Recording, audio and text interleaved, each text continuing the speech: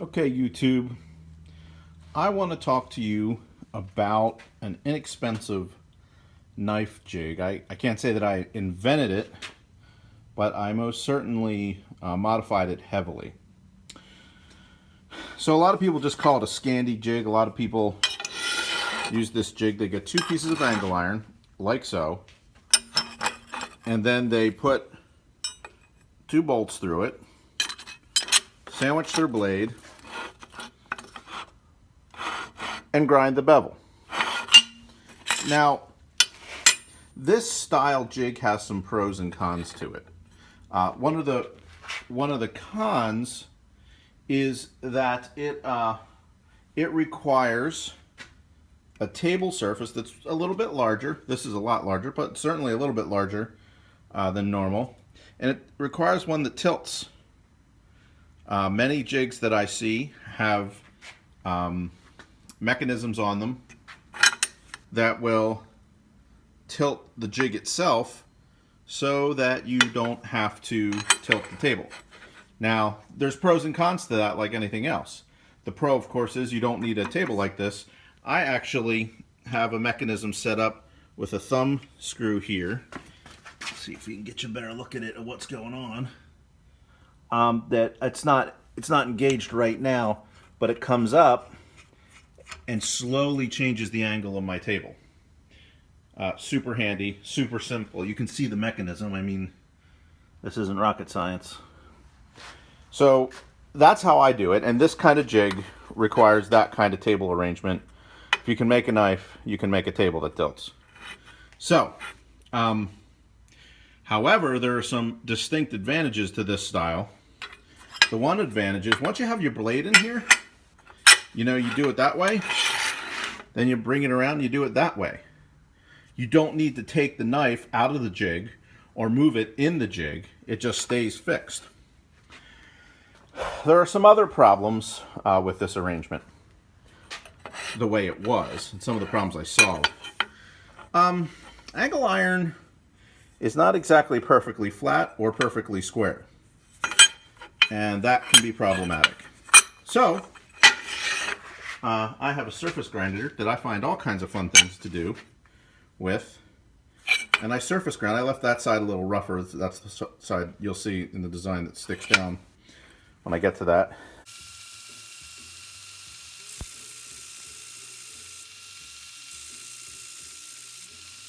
And so now it's nice and flat, and square. So that solved that problem. Now I had my own jig modification right here that I made to this idea. Actually turned one of those before it was just the blue part, and then I turned it into this. Now I did a couple additions.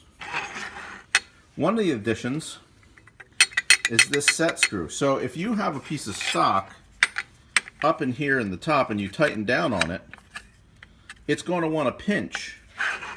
So what's going to want to happen is it's going to want to go like that and not be flat and not sitting there flat. So I added this to offset for the thickness of stock. So that was my first modification. I found another problem with this arrangement. You got to use your imagination and pretend there's a knife in here and bolts in it. But when you're grinding with this jig and you get to here, you have like a pothole. No matter how you put the jig in, they never line up flat like that. They always tend to be like a little off kilter like this or like that, and it's very difficult to get it in there square, which makes it difficult to grind neatly. So that was a problem I solved with a piece of Corian. So here's the piece of Corian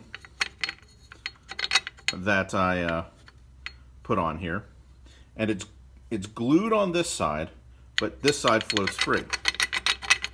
So I used this for a while, and then and this works really well.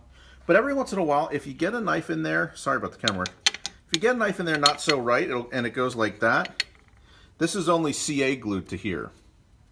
That's all you need. But when this would kind of cock in a certain way, it would bust it off because it would push down and bust that off.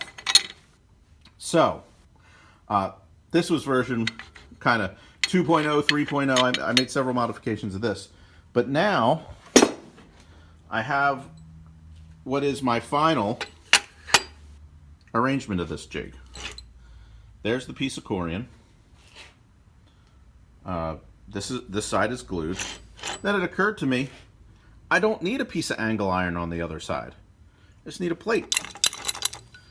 One of the problems with my old one that I solved,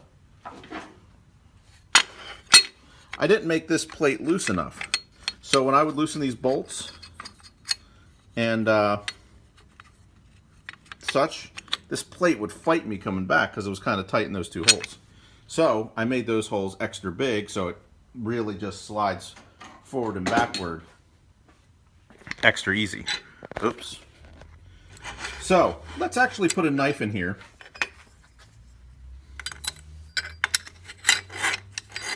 This is going to be tricky with one hand. Everybody's telling me I should get a extreme close-up here. A tripod. That is not a bad idea. So I'll have exactly square in there. And at first you finagle it, but if you're doing several knives of the same thickness,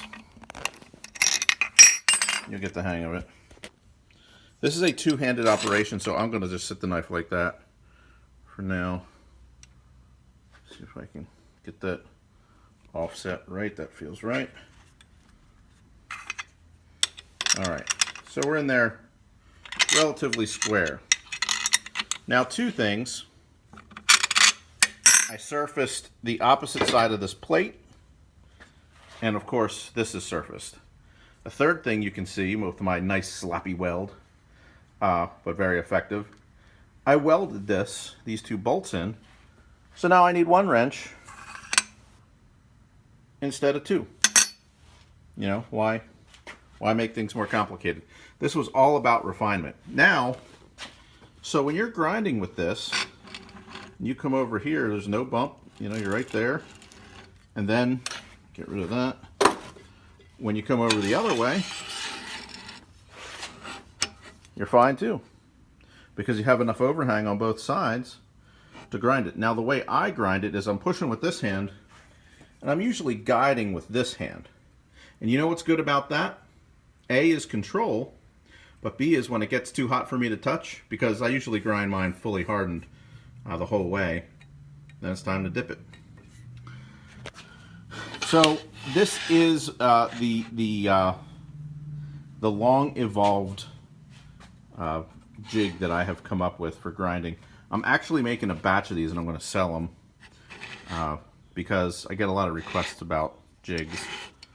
So I just want to kind of help guys out, and this will be a little less expensive. A lot of jigs run $200-300. This is going to be, I think this is going to be around $125. You know, it takes some time, not a lot of expensive materials, but a lot of thought and a lot of design. And who has a piece of corian like that? That's a little tricky to come by for some folks. So there you have it, an affordable Scandi jig. If you want to make your own, feel free. If you want to get one from me, just contact me and we'll get you one going. But that's it.